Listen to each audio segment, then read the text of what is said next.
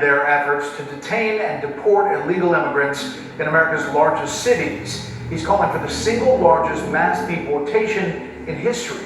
Correspondent Nate Foy has details tonight from New York. In many of the same cities where we saw anti-ICE protests and riots, President Donald Trump is launching a new wave of immigration raids. Murderers, killers, people from gangs, people from jails. They emptied their jails out into the U.S. Most of those people are in the cities, all blue cities, all Democrat-run cities. The president pointed to several specific cities on Truth Social, writing, quote, "We must expand efforts to detain and deport illegal aliens in America's largest cities, such as Los Angeles, Chicago, and New York, where millions upon millions of illegal aliens reside." In New York, police arrested more than 100 anti-ICE protesters last week. Mayor Eric Adams said today the city will seek clarity about the president's new initiatives. We will dig into exactly what the next steps are. We are not going to collaborate with civil enforcement. In Chicago, where more than 10,000 protested against Trump over the weekend, Mayor Brandon Johnson promises to resist deportations. But not all Chicago Democrats agree.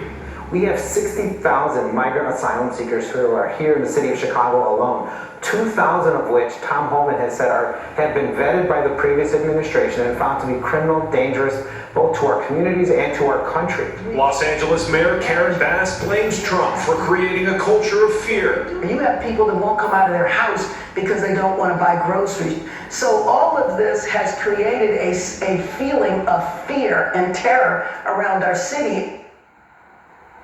Today, California Governor Gavin Newsom criticized Trump on X, claiming that his real plan is to incite chaos and violence in Democrat states to justify a military crackdown and consolidate his power.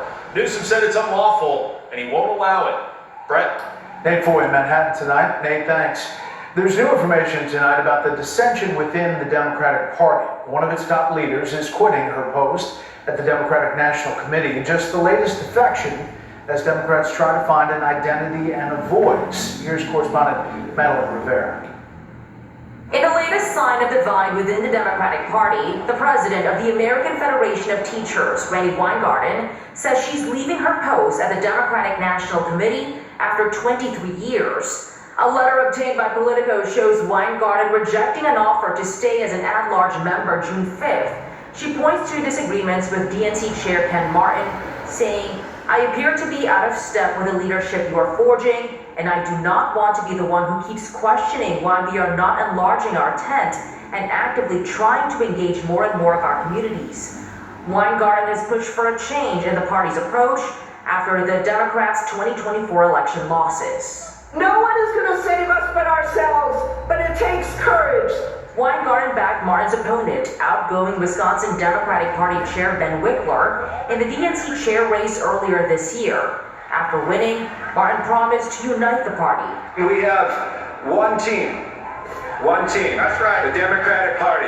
We have one fight. But the president of the American Federation of State, County, and Municipal Employees, Lee Saunders, says it's time for new strategies. The union leader is exiting his position at the DNC too, telling the New York Times, "We must evolve to meet the urgency of this moment." The resignations are the latest rebuke of Martin, who in leaked audio obtained by Politico last month told party leaders his frustrations as chair. Martin called out former DNC Vice Chair David Hogg for his plan to primary some Democratic incumbents. The other night I said to myself for the first time, I don't know if I want to do this anymore. Hogg and one other vice chair were pushed out of their positions last week. Notably, Weingarten backed Hogg's primary efforts. Brett? Madeline, thanks. Up next, the latest on the battle between President Trump and Harvard over international students. First, here's what some of our Fox affiliates around the country are covering.